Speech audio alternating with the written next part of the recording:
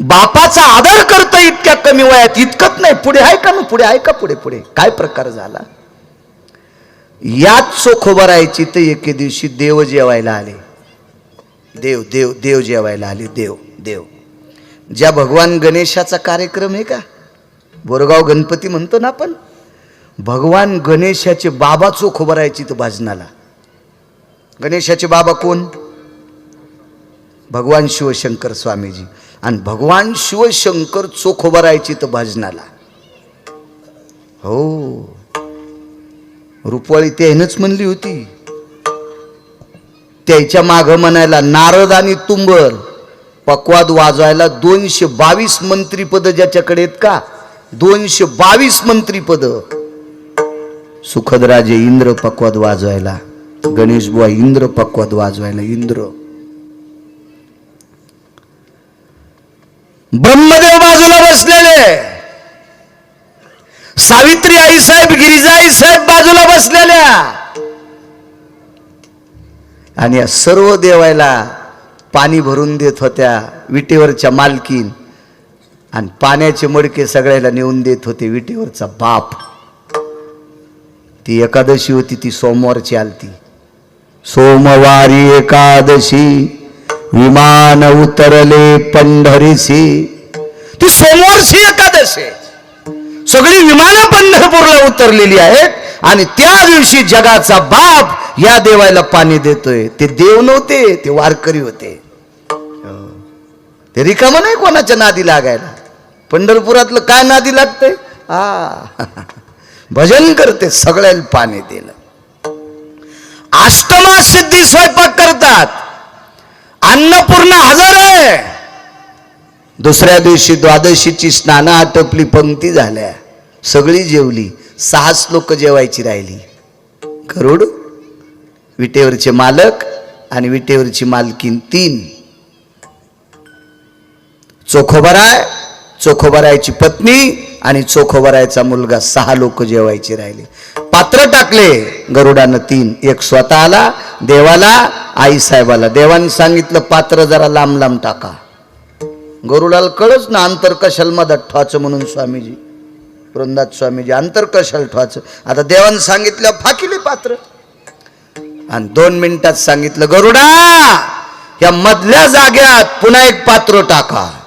आणि पात्र टाकल्यावर आवाज दिला, चोखा या. चोखोबराय बसल्याबरोबर आई साहेबाच्या लक्षात आलं तिकडच्या मांडीला पुन्हा सोयराबाई बसिते. आवाज दिला, ए गरुडा इथं एक पात्र टाका. आणि सोयराबाईला रुक्मिणीनं मांडीच्या जवळ घेतले. जगाची मालकीन, जिच्यासाठी अख्खं जग बेजार आहे.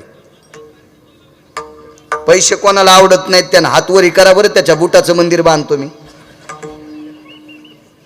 पैसा आवडत नाही अशा हातवरी करा ना.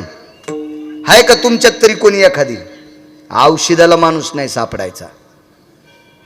अख्खं जग ज्या लक्ष्मीसाठी बेजार, त्या लक्ष्मीनं सोयराबाईला बाजूला घेतलंय. आणि लक्ष्मी ज्याचे पाय धुती तो जगाचा बाप, त्यानं चोखोबरायला बाजूला घेतलंय.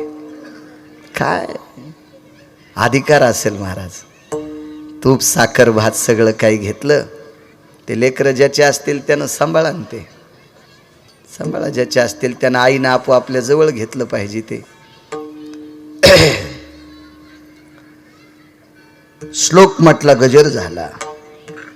देवानं भाताचा हात असा इथपर्यंत नेला, रुक्मिणी आईसाहेबानं नेला, गरुडानं नेला. या दोघांना नुसता भात हातात घेतला ना असाच ठेवला. रुक्मिणी आईसाहेबानं सोयराबाईच्या मांडीवर हात टेकला आणि विश्वाच्या मालकानं चोखोबरायच्या मांडीवर हात टेकला. जेवानं चोखोबराय काहीच नाही बोलले आणि पत्नीकडे पाहिलं. विटेवरच्या मालकीने विचारलं, सोयरा जेवण? आईसाहेब जेवायला काय हरकत नाही, पण माझा बाळ उपाशी आहे. माझा बाळ जेवायचा राहिलाय. गरुडानं सांगितलं, देवा पात्र टाकू का? नाही टाकायचं. चोखोबरायच्या लक्षात आलं आपल्या बाळाचं काय चुकलं असेल की जेणेकरून त्याला पात्र टाकू देत नाही. बाप जीव घालायलेत, गुरुजी त्याची, राजूभाऊ त्याची माय जीव घालायलेत. सभापती साहेबन पोरग उपाशी, मायबापाला कसं जेव्हा वाटन भाऊ, कसं जेव्हा वाटन स्वामीजी. अधिकारी मायबाप आहेत ते, वारकरी मायबाप आहेत ते. देवानं सांगितलं गरुडा पात्र टाकायचं नाही. आईसाहेबांनी सांगितलं देवा असं कसं करता, मी सांगतो न टाकायचं नाही. सगळ्या देवता वरून पाहत होत्या, वरून पाहत होत्या, वरून. आणि भगवंतानं नुसती चुटकी वाजिली. खाली मान घालून 100 फुटाच्या अंतरावर बसलेला कर्ममेळा, डोळ्यात पाणी नाही, काही नाही, मनात विवेचन करीत होता आपलं काहीतरी चुकलं, याच्याकरता देवाच्या पंक्तीत जेवायची आपली लायकी नाही. तुमच्या आमच्या पोरानं आपटू घेतलं असतं, आपटू घेतलं असतं. आपटू मायन बाप जेवायला बसले आणि मामाला उपाशी ठेवलं, मान खाली घातली, मान चुटकी वाजिली.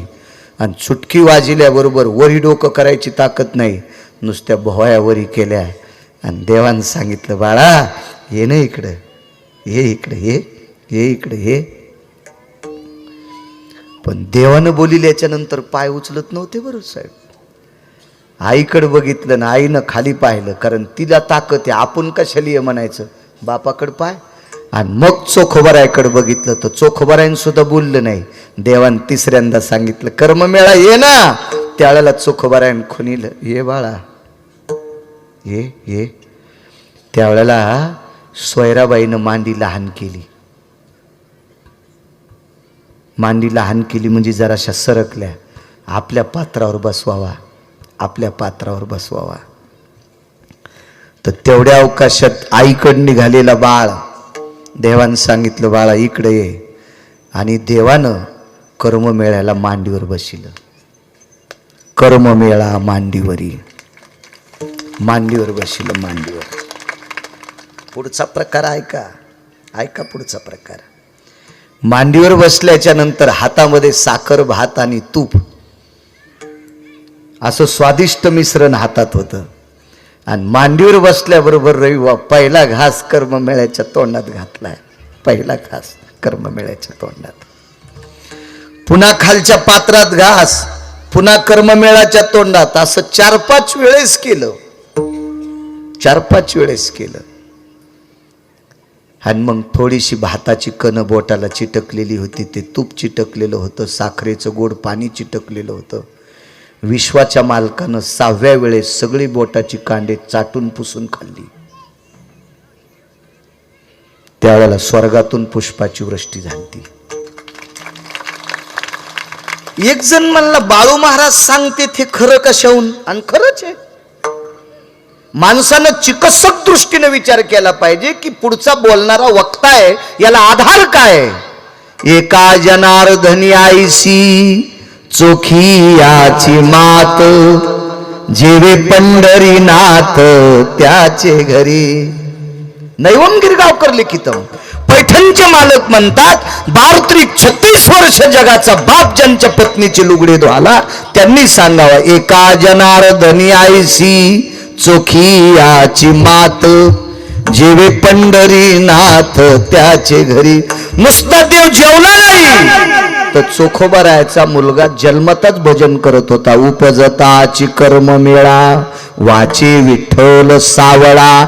आणि भगवंताचं भजन करणाऱ्या सात्विक सदाचारी श्रीमंत श्री चोखोबरायच्या मुलाच्या तोंडातलं उष्ट खाल्लं, उष्ट. आणि चोखोबराय हरिजनाच्या कुळातले होते. चोखोबराय हरिजनाच्या कुळातले होते. वारकऱ्यासाठी जातीचा संबंध नाही, चांगलं वागण्यासाठी जातीचा संबंध नाही, चांगलं बोलण्यासाठी जातीचा संबंध नाही, आणि भजन करण्यासाठी जातीचा संबंध नाही. महाराज विश्वातली 700 वर्षापूर्वी सगळ्यात मोठी क्रांती कोणती असेल तर जगाच्या बापानं कर्ममेळ्याच्या तोंडातले उष्टे बोट चाटावा. काय भक्तीचा पुरुषार्थ असला, म्हणून तो तुकोबराय पहिल्या कडव्यात म्हणतो. कीर्तन चालू होतं साहेबराव महाराज. कीर्तन कशाला म्हणते ते कीर्तन चालू होतं. तुम्हाला पैशाचा जोर आला म्हणून त्याला कीर्तन म्हणत नसते.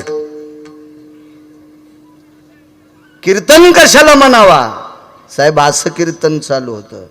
राजेभाऊ, 2 राजेभाऊ आहेत आज इथं.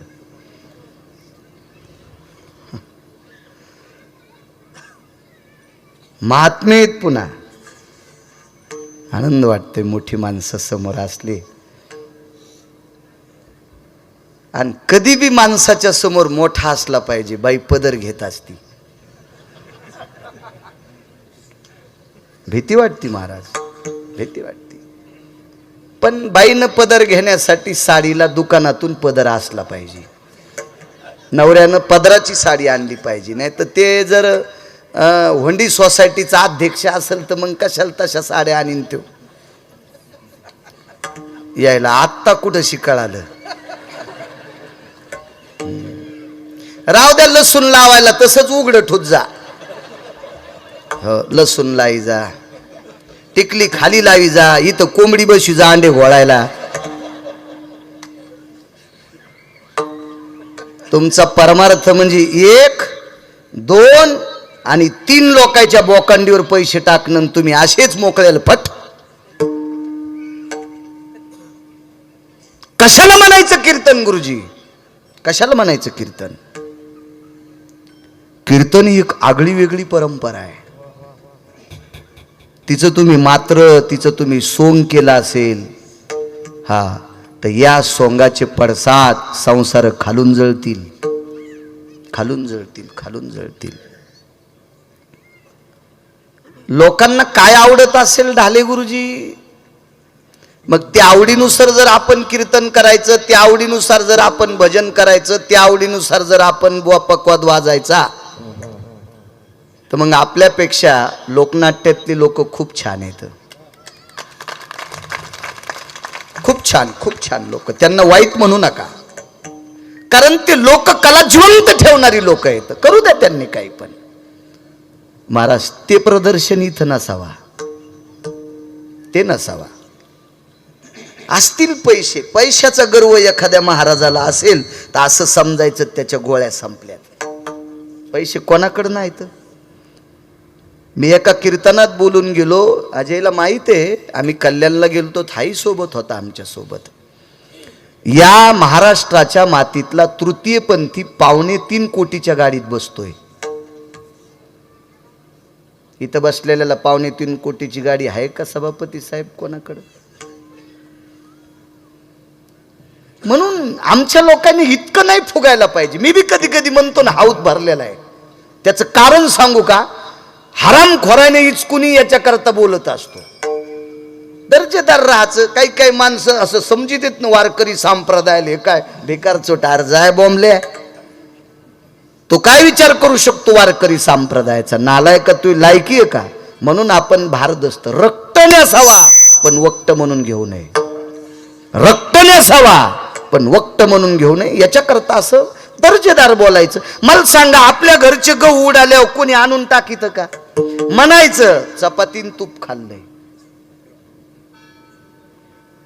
नालायक लोकांच्या पुढे स्वामीजी कशाला म्हणायचं आपलं संपलंय. सानळ्यानं पिरून टिंगल उडीत. त्याच्यापेक्षा मस्त म्हणायचं छान चाललंय.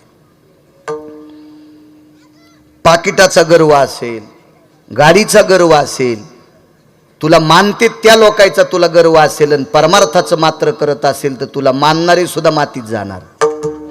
दोघाशी पतन सारिखेशी. कीर्तन चालू आहे, कीर्तन कीर्तन कीर्तन. एका पवित्र परंपरेतल्या वारकऱ्याचं कीर्तन आहे.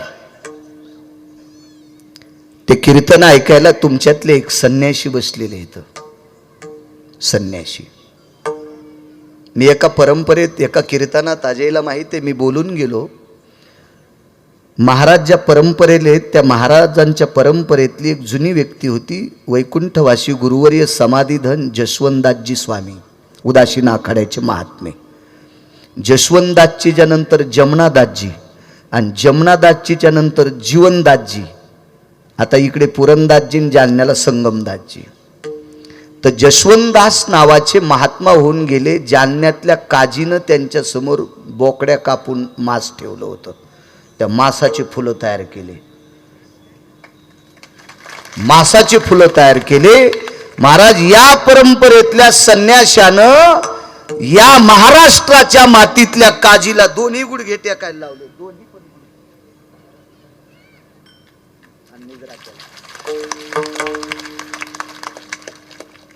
दोन्ही गुडघे टेकून मुजरा केला. महात्मा जी फूल का क्या करना है, यही तो मंदिर नहीं है, मूर्त नहीं है, क्या करना फूल का. तर काजीचं अंतकरण भरू लागलं रविदास बुवा, आणि त्या काजीनं सांगितलं मंदिर बांधायला जागा घेऊन टाका, किती पाहिजे ती. सभापती साहेब हातातली काठी फिरिली आणि त्या काठीच्या आतली जागा देऊन टाकली. आज 350 कोटीची जागा आहे. या देशातल्या मुसलमानानं दिली, पण साधूला पाहून दिली तर मुसलमानाला सुद्धा आकर्षित करायची ताकद या संतात आहे. म्हणून मालक पहिल्या कडव्यात म्हणतात, त्यानं बाळ्याचं ऐकण्यात इतकं गुंगायचं नाही.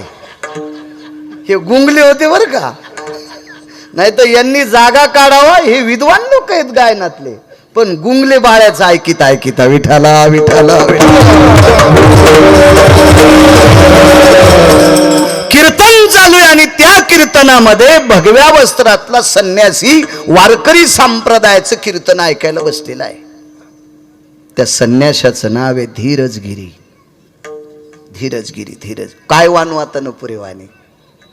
ए तरुणांनो, माझ्या राजांनो, ज्या संप्रदायाचं तुम्ही काम करता, या संप्रदायाची उंची शोधायचं काम ब्रह्मदेव सुद्धा करू शकत नाही.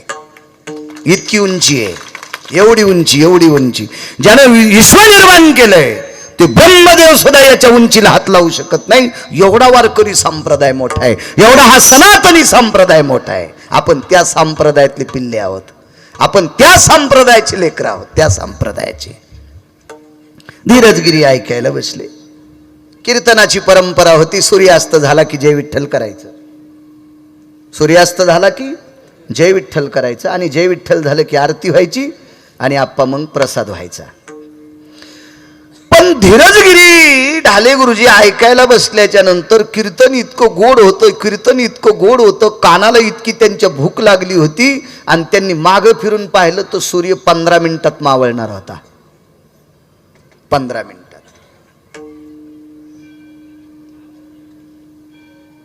कीर्तनकाराचं तोंड पश्चिमेकडं होतं आणि ऐकणाऱ्याचं तोंड पूर्वेकडं होतं.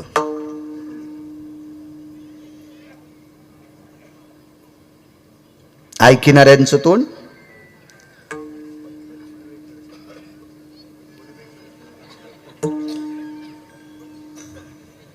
गुंगतीत माणसं. ऐकणाऱ्यानं माग फिरून पाहिलं त्या आरती, ऐकणाऱ्याचं तोंड कोणीकडे असेल? पूर्वेकडं, आणि कीर्तनकाराचं तोंड पश्चिमेकडं. माग फिरून पाहिलं, हिच पश्चिम दिशा. तो 15 मिनिटात सूर्य मावळणार आहे. 15च मिनिटात, 15च मिनिटात. मन असं खचून गेलं.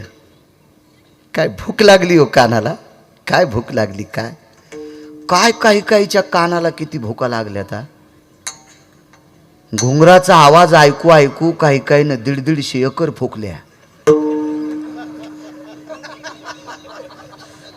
काय राजे भाऊ भूक असेल होती कानाची. 150 एकर फुकल्या. मला वाटतं त्या घुंगराचा आवाज जास्त गोड असतो, आपण काय ऐकलं नाही. पण 150 एकर फुकल्या त्या अर्थी आवाज कसा असेल साहेबराव महाराज, किती आवाज असेल तो. काय भूका लागतील, काही मेळ नाही. काही लोकांना काही बी ऐकायची सवय. चल ह्या गावाला जाऊ, तुम्ही नाहीत म्हणणार ते. आता याच्या गावाला राधा कशी येईल मला सांगा बरं. याच्या गावात संध्याकाळी चला आणि दिवसा चला तर धोतर असं करून चालावं लागतं. कवा धोत्राचा कोपरा भरण, इतकं गाव घाण. आणि या नालायकाच्या गावात राधा याला का तिच्या गोळ्या संपल्यात का? काय म्हणतील, नरका जाणे चुके ना. ठीक आहे, यांना आवडत असेल तुम्हाला. मलाही लोक म्हणतात ना, माणसं झकास कीर्तन करा. ठीक आहे, कीर्तन झाल्यावर तुझ्या बायकोची साडी दी, नेस होतो, तुझ्या घरात नाचतो. पण कीर्तनात नको ना आम्हाला ते सांगू. कीर्तन हा बोधावर आरूढ विषय असला पाहिजे. तुम्ही एक लक्षात ठेवा, कीर्तन हा मनोरंजनाचा विषय नाही, मनाचं भंजन व्हावं याचा नाव विषय कर.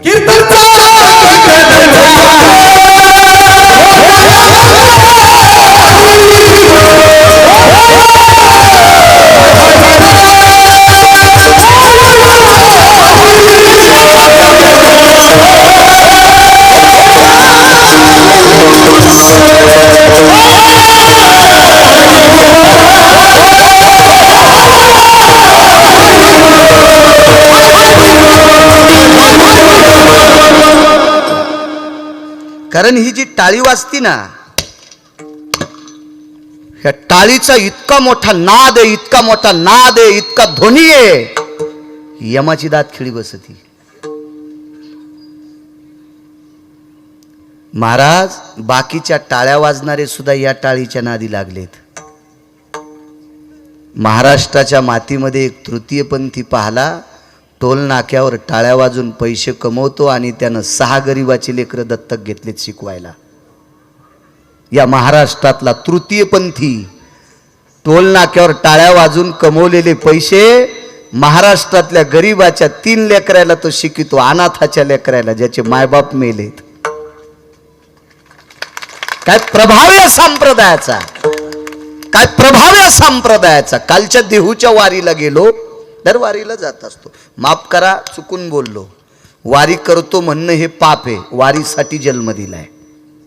मला एक जण म्हणला वारीत कीर्तन द्या, तर मी म्हणलं मला तू पैशाने विकत घ्यायला काय घुंगर बांधणारी वाटली का तुला? गिरगाव करे मी भूषण नाही सांगणार, पण वाऱ्या करायच्या आपण तितक्या पुरत्या, वाऱ्या करायच्या आपण. वारीला गेलो, बापूसाहेब मालक देहूकरांचं कीर्तन ऐकत होतो. त्यांचं कीर्तन ऐकायला एक तृतीयपंथी व्यक्ती बसलेली होती. त्या व्यक्तीची 13 क्रमांकाची दिंडी आहे. प्रचंड गाथ्याचा अभ्यास, ज्ञानेश्वरीचा अभ्यास, सगळा काकडा पाठ, तृतीयपंथी. मग या देशातला तृतीयपंथी बांधव जर गाथा पाठ करीत असेल, काकडा पाठ करीत असेल, आणि या देशातले स्वतःला नळ म्हणून घेणारे भजने गाथ्याच्या बाहेरचे भजने म्हणत असतील, तर किती मोठी शोकांतिका आहे ती. विठाला विठाला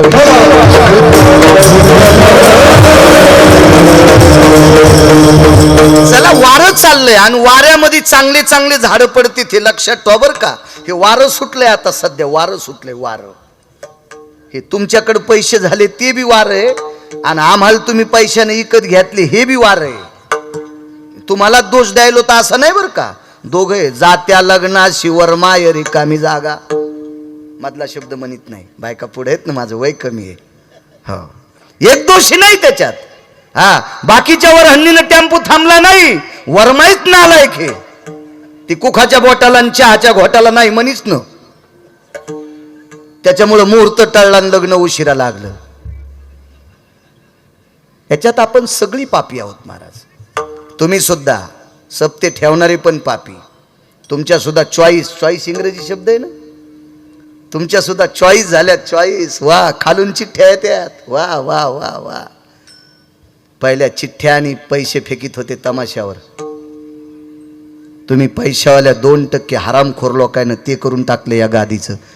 तुमच्या घराला कुलप लागल्याशिवाय राहणार नाहीत. लिहून घ्या बाळ्याचं वाक्य. विठाला विठाला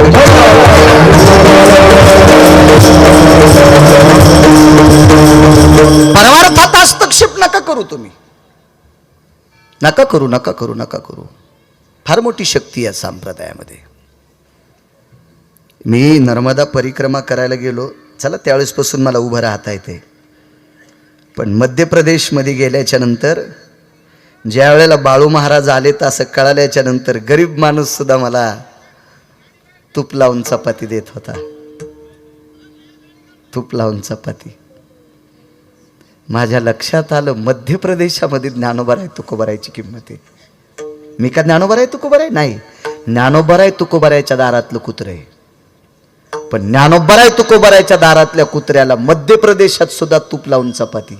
इतका संप्रदाय मोठा आहे आपला, एवढा संप्रदाय मोठा आहे. काय लायकी आहे माझी, काय पात्रता आहे, काय योग्यता आहे माझी, काय अधिकार आहे माझा, एवढा पुरुषार्थी संप्रदाय. चला, कीर्तन चालू होतं. 15 मिनिटाला सूर्यास्त होणार आणि धीरजगिरीने हातातला चिमटा काढला. चिमटा असतो तुमच्या संन्याशाकडे, कधी कधी वापरतात कधी नाही. असतो चिमटा, दंड, कमलंडू, हे संन्यास धर्माचे भूषण आहेत. जटा, हे भूषण आहे बरं, भूषण आहे, भूषण आहे, भूषण आहे.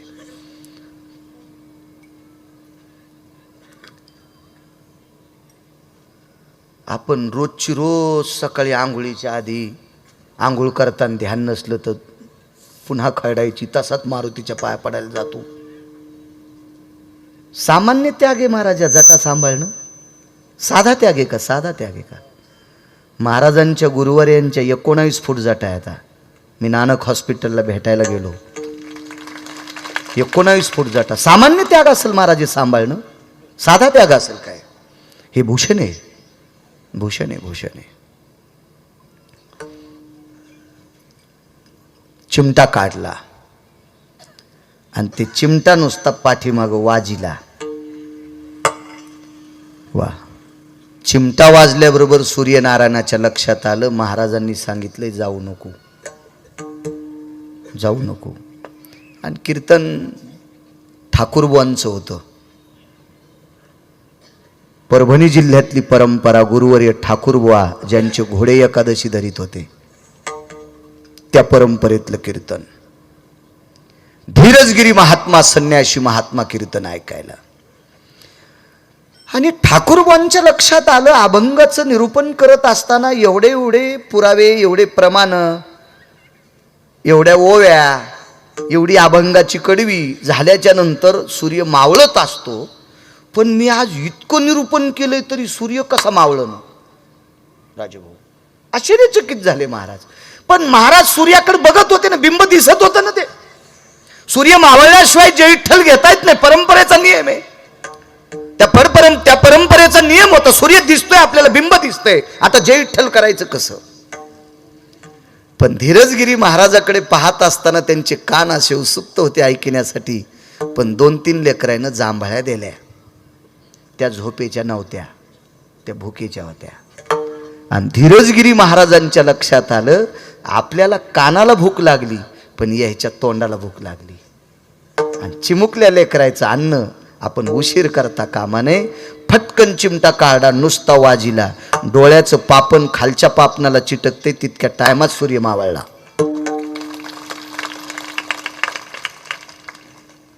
हे अंगाला विस्तू लावणं इतकी सोपी गोष्ट आहे का? वासनेला, कामाला विस्तू लावला या लोकांनी, विस्तू लावला, अग्नी लावला कामाला. कीर्तन आटपलं, वारकरी जेवायला बसली आणि 10-5 काही जी ठराविक लोक होती ती पडवीत अशी वसरीत जेवायला बसली. तिथं धीरजगिरींचं आसन टाकलं आणि त्या आसनावर धीरजगिरी बसले. गव्हाची खवल्याची खीर होती.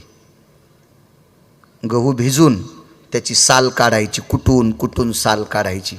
गव्हाची वरची साल, गहू कळतेत ना, पाणी लावायचं असा आधार आणि उखळात ते गहू कुटायचे, त्याची साल निघती.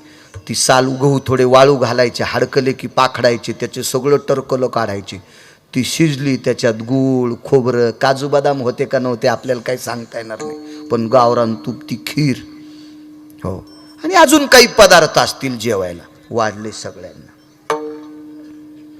जेवणं आटपली, भिंती पाठीला टेकून बसले आणि ठाकूरबुवांनी धीरजगिरींना विचारलं, एक बोलू का? तुम्ही रोजही कीर्तनात असतात, आज मी तुम्हाला जास्त त्रास दिला का? धीरजगिरी हसले, हसले धीरजगिरी. तर ठाकूरबुवांनी विचारलं, आपल्या हसण्याचा मला काही अन्वय अर्थ कळाला नाही. काही नाही, मला आज कानाला जास्त गोड वाटू लागलं म्हणूनच मी सूर्याला थांब म्हणलो होतो.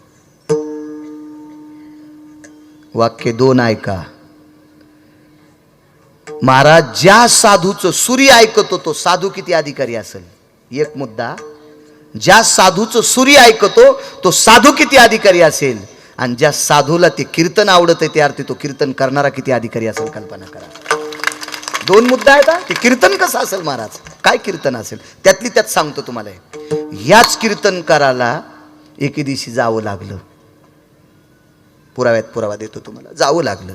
आणि गेल्याच्या नंतर चौघाच्या खांद्यावर पार्थिव, नाही चुकून शब्द गेला, माफ करा, त्या कीर्तनकारांच्या धर्मपत्नीला जावं लागलं.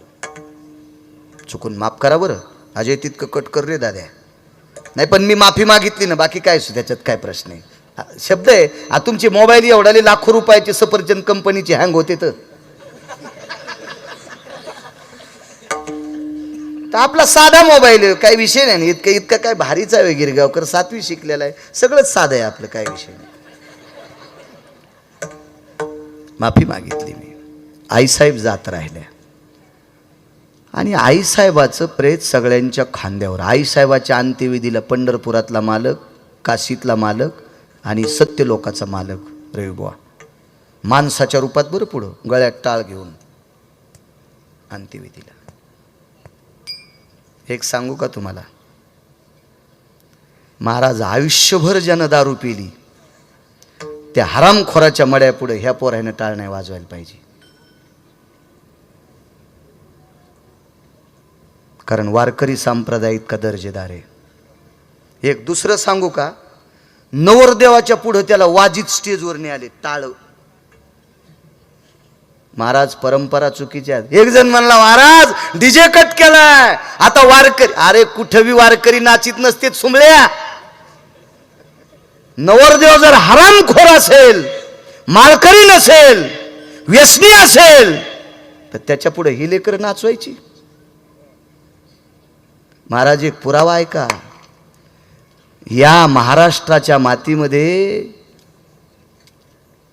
सुखदराजे एक वारकरी संप्रदायातले आधारी होऊन गेले वैकुंठवासी गुरुवर्य बंकट स्वामी, ज्यांचा काकडा ऐकायला देव येत होता. देव नाही, ते गैरहजर असल्यावर देव त्यांच्या जागेवर काकडा करीत होता त्यांच्या रूपात. स्वामी दटवायचे विद्यार्थ्यांना, दटवायचे, रागा भरायचे, केस नाही कापले की केस वाढायचे, कान धरायचे, गालगुसा धरायचे, बुक्का हाणायचे, दटवायचे.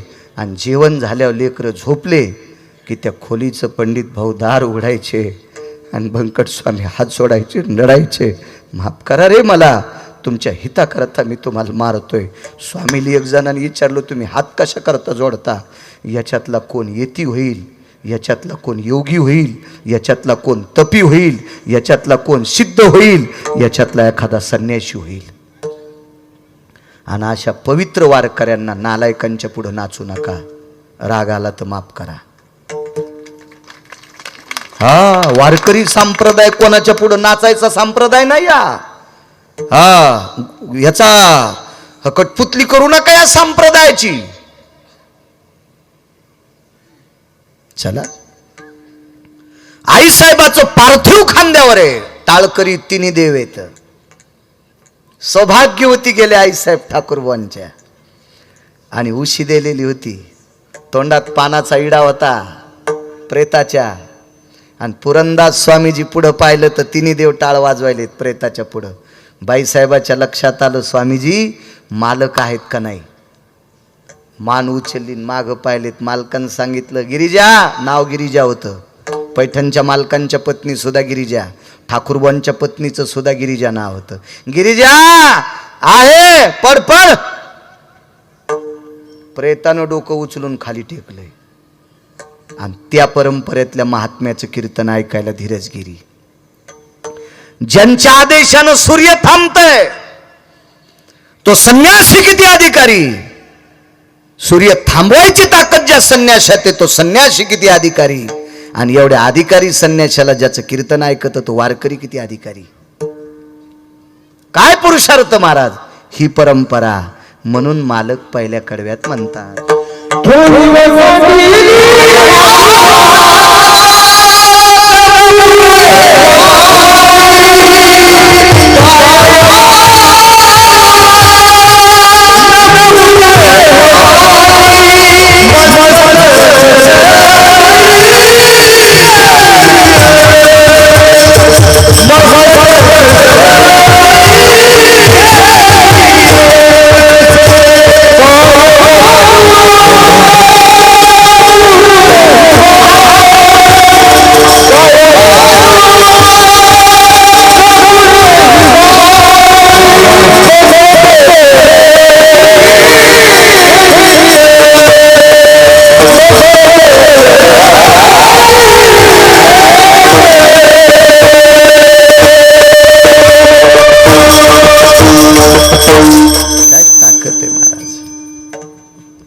माझ्या वाक्याचा विपर्यास करू नका. माफ करा सज्जनांनो.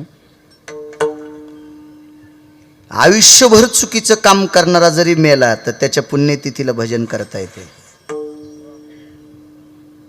कारण त्याची पितर तृप्त करायचे असतात. आणि आर्यमा नावाचा पितर येत असतो. हा तृप्त जर करायचा असेल तर भजनानं होत असतो. याच्याकरता भजन करण्याचा अधिकार आहे. पण चुकीचं वर्तन करणाऱ्या माणसाच्या पुढं भजन नाही करायचं, त्याच्या पिंडाचं भजन करायचं.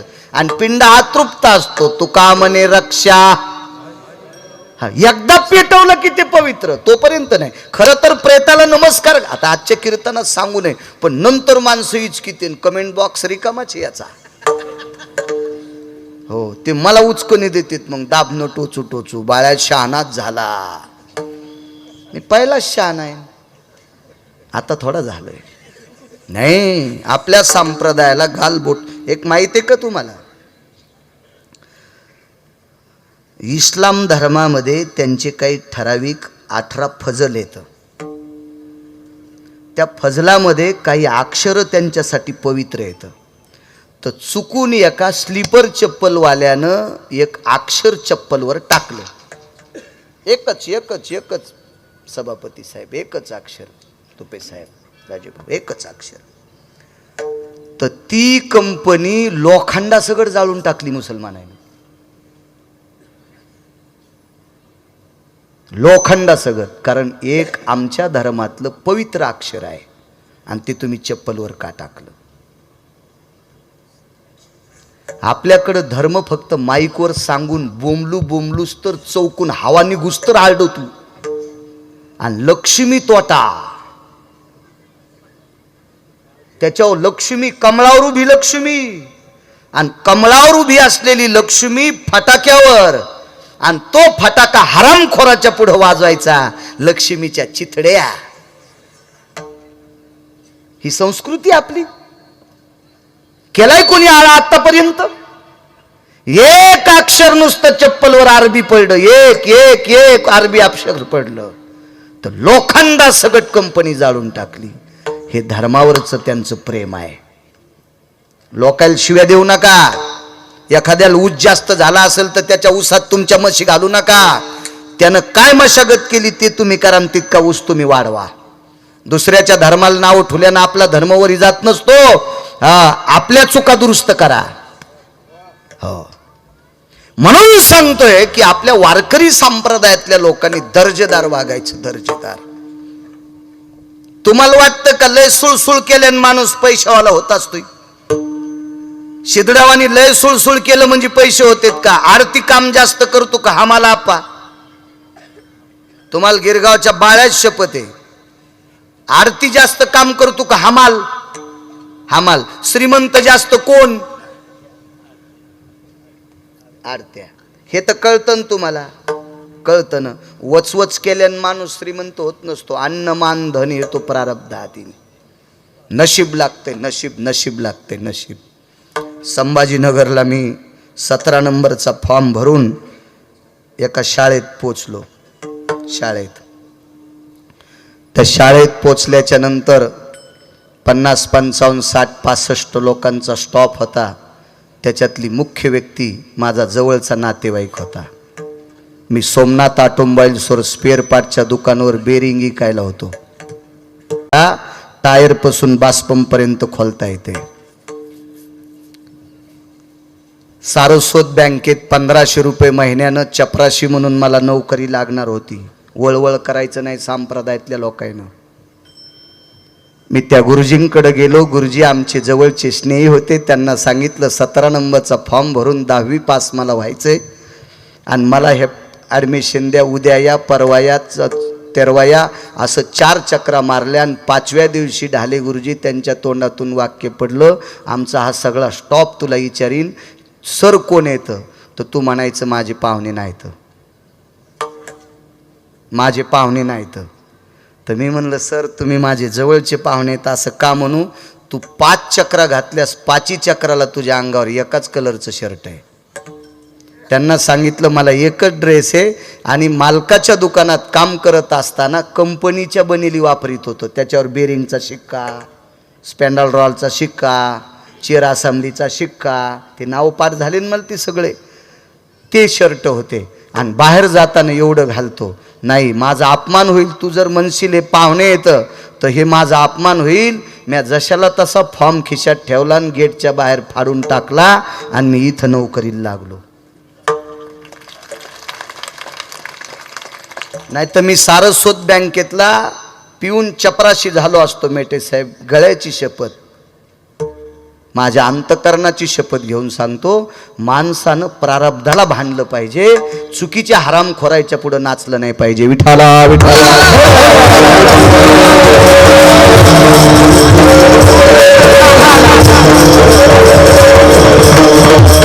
काय पुरुषार्थ आहे महाराज.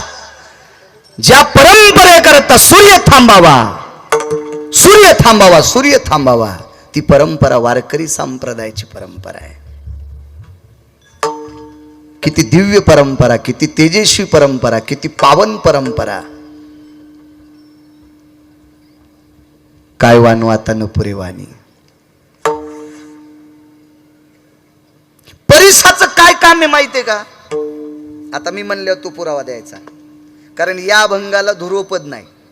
देहूकरांची परंपरा आहे, ज्याच्यात दृष्टांत असतो ते ध्रुवपद घ्यायचं नाही. पहिलंच कडवं आणि पहिलंच कडवं त्याला पण ध्रुवपद. देहूकरांची परंपरा. लोखंडाला परीत चिटकवला की त्याचं सोनं होतंय. साधूची ताकद किती मोठी लक्षात घ्या. साधूची ताकद किती मोठी. बरं, आता ह्या माईकला जर परीस लावला तर किती किलोचा असेल रे दाद्या, सांग ना पक्क. आणि हे जर मी सोन्याचं केलं तर तू हे स्पीकर चलितो का? इमानदारीने तुला सांग बर. तू भोकरदन मधूनच फॉर्म भरितो, त्याच भागातलायच ना.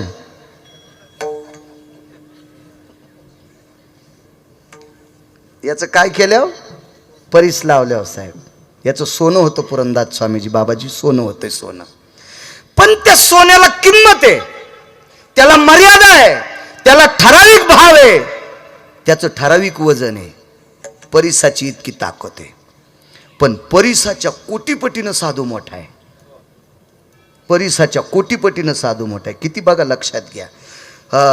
थोरी व सांडिली आपुली परिशे, नेनो शिव कैसे लोखंडाशी.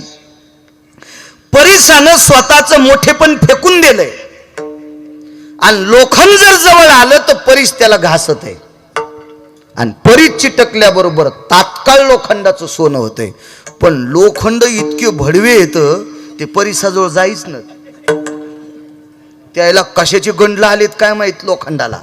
लोखंडे आडनावाच्या म्हणीनं बरं उगच तुम्ही तिसरीकर काड्या घालता. लोखंड म्हणजे लोह. हे लोखंड स्वामीजी इतकं फुगलंय याला परिसाकडे जावाच वाटणं. आणि जरी आधा कदा गेलं तर फक्त त्याचं सोनं होईल गुरुजी. इतकं नाही, इतकं याच्या पलीकडे नाही. पण नालायक जर साधूकडे गेला ना, नालायक जर साधूकडे गेला तर त्याचा वचप किती होतो इतकंच ऐका. आता त्याचा वचप आणि त्याचा दर्जा किती मोठा होतो लक्षात घ्या. काय दर्जा, काय दर्जा, काय दर्जा.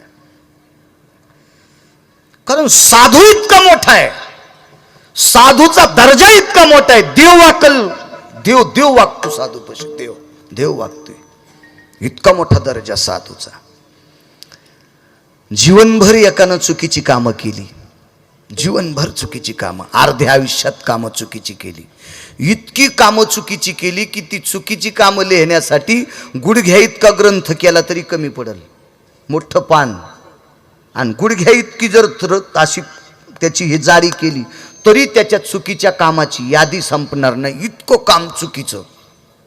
पण एकच दिवशी एका संन्याशाला भेटला. तो संन्याशी 6व्या क्रमांकाचा, तो भजनानंदी संन्याशी, की ज्या संन्याशाचं नाव या गादीला आहे त्या गादीला नारदांची गादी म्हणतात.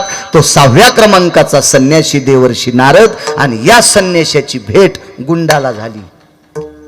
गुंडाला अर्धक्षण घडता, अर्धक्षण काही वेळापुरती प्रचंड मोठा गुंड, फार मोठा गुंड, आणि नारदांची भेट झाली.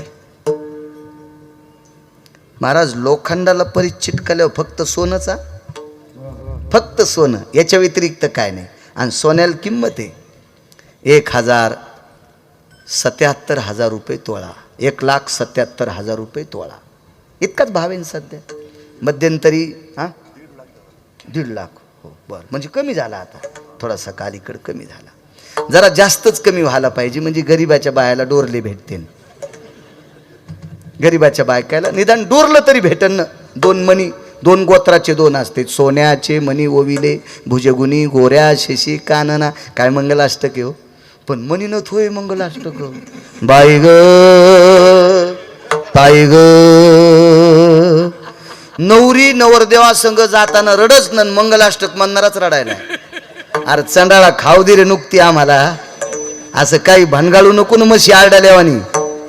सोन्याचे, त्या सोन्यावर विषय निघला म्हणून सांगायलो, जरा स्वस्त व्हायला पाहिजे. ते गरीबाच्या बायकायला निदान मंगळसूत्र तरी करता येईल, आणि सोन्याचं राजधातू आहे सोनं, याच्या करता ते असं मर्यादा आहे परिश लागल्याच्या नंतर. पण नालायकाला साधू भेटला, दर्जा किती मोठा झाला सांगू का तुम्हाला? दर्जा किती मोठा झाला, दर्जा. एका माणसाकडं 500 किलो सोनं आहे, आणि एका माणसाकडं पंढरपुरातला मालक आहे. आता श्रीमंत कोण आहे सांगा? ज्याच्याकडे पंढरपुरातला मालक आहे तो. चला दुसरा मुद्दा. 11 अक्षोनी सैन्य कौरवाकडं आणि 7 अक्षोनी सैन्य पांडवाकडं. सैन्य कोणाचं जास्त? हो, पण पांडवाच्या बाजूला पंढरपुरातले मालक. विजय कोणाचा? सोन्यामुळं का? कौरवाचा बाप राजा, आणि पांडवायला सुईवर बसली इतकी सुद्धा माती नाही. पण सोबत कोण होता? जगाचा बाप होता. ऐका, म्हणून सोन्याला मर्यादा आहे. सोन्याला मर्यादा आहे, देवाला मर्यादा नाही. आणि देवाला जे वाकितो त्याच्या साधूला मर्यादा आहे का? नालायक व्यक्तीला साधू भेटला. नालायक बहु अवघड आहे संत भेटी. साधू भेटला आणि त्या गुंडाचे महर्षी झाले.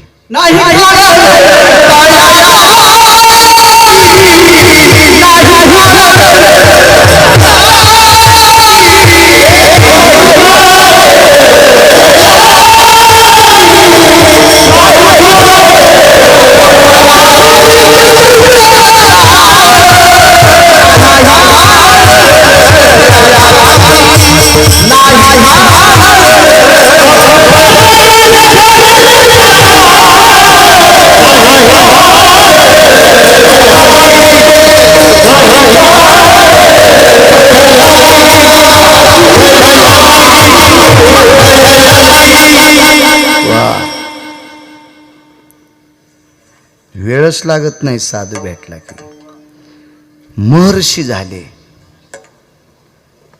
ढाले गुरुजी, रवी गुरुजी नुसते महर्षी नाही, महर्षीनं हातात लेखणी घेतली आणि साहेब लिहायला सुरुवात केली. जे मनाला वाटन ते लिहिलं, आणि त्याच्यात जसं लिहिलं का आप्पा, तसा 7व्या अवतारात पंढरपुरातला मालक वागला.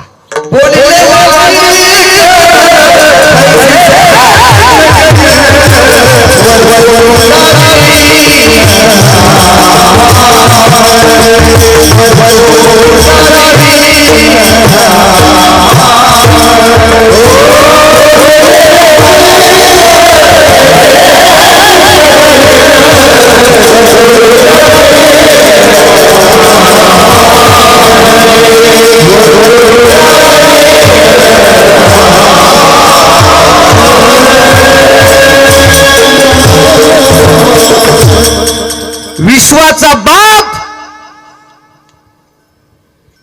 त्या महर्षीनं लिहिल्यासारखं वागला. एका तिळा इतकं बाजूला जाता आलं नाही. सोन्याला मर्यादा आहे, लोखंडाचं सोनं झालं तर मर्यादा आहे, पण साधूची संगती झाल्याच्या नंतर देव वाकवायची ताकद.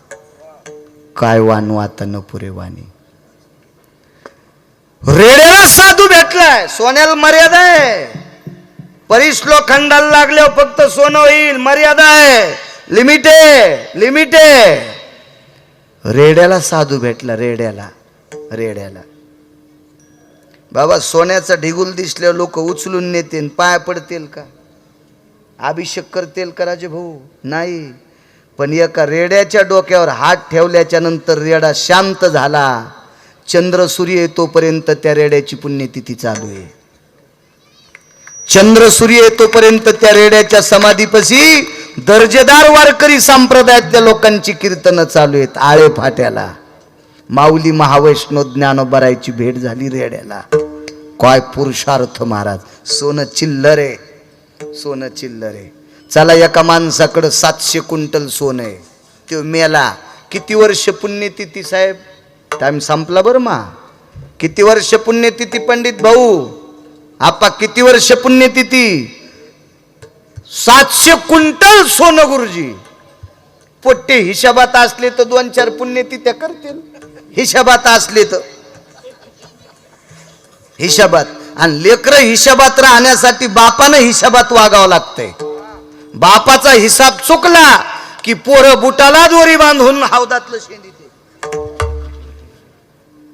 माग फेकून देते. ही तुका म्हणे झाली कोंबड. अशी अशी आवलादी. मग पुढं 700 क्विंटल सोनं आहे. पोरं हिशोबात येत तोपर्यंत पुण्यतिथी. चंद्र सूर्य येत तोपर्यंत आळे फाट्याल पुण्यतिथी रेड्याची. संगती कोणाची आहे? साधूची. परिसापेक्षा मोठं टोक संतांचं. काय पुरुषार्थ आहे संतांचा, किती मोठा पुरुषार्थ. एक सांगू का? एक सांगू. आपण काय केल्यावर आपल्या कथा ग्रंथात येतील? आपण काय केल्यात आपले नाव ग्रंथात येतील. आणि आपण छापलेले पुस्तक कोण वाचायले? लोक रिकामे आहेत का काय? तुम्ही छापलेले म चरित्र, म आत्मकथन, म जीवनचरित्र. अरे बायको कदरली तुला? आणि तू आत्मचरित्र जीवनचरित्र ऐकायला लोक पागल झाले का काय? ते घरी तू तसेच सांभाळून ठेवी. मेल्यावर तू अंगाला देऊ आणि फुकून देऊ. लवकर जळशील, लवकर जळशील, लवकर जळशील. बघा, एखादा माणूस चुकीचा वागला तर त्याला तुम्ही काय म्हणतात? काय गाढव माणूस आहे रे, काय गाढव माणूस आहे रे. हे गाढवेस, तू अभ्यास करीत नाहीस. असं गुरुजी सुद्धा पुरंदास स्वामीजी बाबाजी विद्यार्थ्याला म्हणते, गाढवेस तू अभ्यास करीत नाहीस. पण ज्या गाढवाला पैठणच्या मालकाचा स्पर्श झाला, चंद्र सूर्य येतोपर्यंत त्या गाढवाचं चरित्र ऐकावंच लागेल आपल्याला. इतकी ताकद साधूची. परिश्चिल्लरे, परिश्चिल्लरे. एवढा मोठा साधू आपला. काय वानू आता न पुरे वाणी विठोबार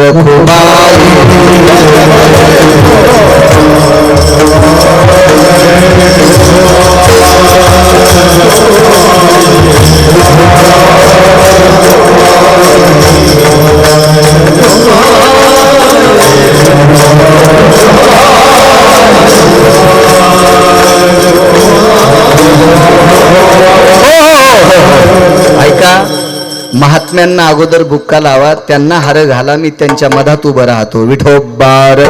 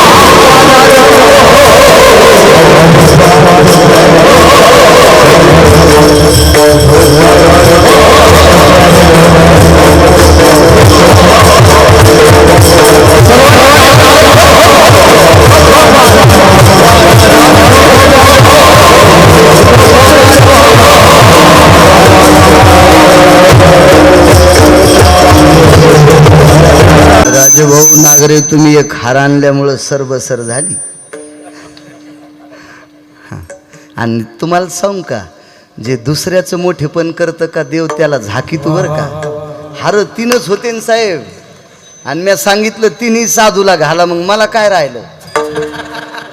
पण गणेशानं सांगितलं असेल, राजे भाऊ येताना हार घेऊन या, बाळ्या उघडा राहता कामा नाही. कधी बी पुढच्याला मोठं म्हणायचं शिका राजे हो, देव तुम्हाला मोठं करतो खरंच जा. महाराज परम पावन या पवित्र संतांच्या चरणी गिरगावकराचा साष्टांग प्रणाम. निष्ठावंत वारकऱ्यांच्या चरणी नाक घासेपर्यंत प्रणाम. पुन्हा एकदा तरुणांनो सांगतो, जागे व्हा राजेंनो, सावधान रहा. आपल्या पवित्र या सनातनी संस्कृतीला, वारकरी संप्रदायाला कोणाची दृष्ट लागू नये याच्याकरता तुम्ही तरणी मुलं परमार्थात येणं अत्यंत गरजेचं आहे. तुमच्या या कर्तव्याला, या कर्मशील वृत्तीला गिरगावकराचा साष्टांग प्रणिपात. तुम्ही असेच मातब्बर व्हा की जेणेकरून आपला संप्रदाय अशा आकाशातल्या विद्युलतेसारखा तेवत राहील आणि ते काम तुम्ही करत राहा. निश्चित माझ्या रयतेचे राजा छत्रपती शिवरायांचं बळ तुमच्यात येवो, गरुडाच्या पंखाची भरारी तुमच्यात येवो आणि तुम्ही संप्रदायाची जोपासना संगोपन करो. हीच सद्बुद्धी तुमच्या अंतकरणात भगवान गणेशानं देवो अशी गणेशाच्या चरणी प्रार्थना करतो. उपस्थित सर्व श्रोत्यांना, आता काही सगळ्यांची नाव पाठ नाहीत मला, म्हणून सगळ्यांना धन्यवाद देतो. आजचे पंक्तीचे यजमान असतील, कोण असतील, कोण काय काय काय काय कोणाचं योगदान असेल, सगळ्यांना धन्यवाद देतो. ज्ञानेश्वर